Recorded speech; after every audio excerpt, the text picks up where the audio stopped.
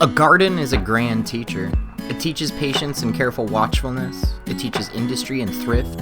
Above all, it teaches entire trust. Gertrude Jekyll. Starting seeds indoors is the best way to get a jump on the growing season. But let's be real, buying everything new can get expensive fast. Today, we're talking about budget-friendly ways to start seeds without emptying your wallet. When shopping for gardening supplies, it's easy to feel like gardening is a pay-to-win hobby. Fancy grow lights, heated trays, misters, tiny rakes. Okay, you probably don't need the tiny rake.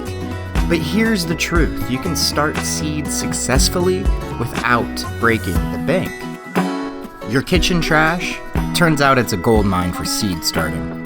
Egg cartons, yogurt cups, fruit baskets, all perfect for seedlings. For an extra trick, cut the top off a gallon jug, plant seeds inside, and boom, DIY mini greenhouse. Perfect for cold germination outside in the winter. Now heating mats, worth buying. The cheap ones will work fine, but they can heat unevenly.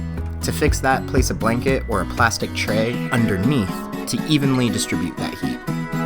But if you're going full DIY, you can try this. Put your trays on top of the fridge or near a water heater. Free ambient warmth. There are no gardening mistakes, only experiments in light and soil. Janet Kilburn Phillips.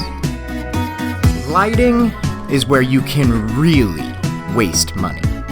Grow lights are expensive, and most of them are way more than you need for seedlings.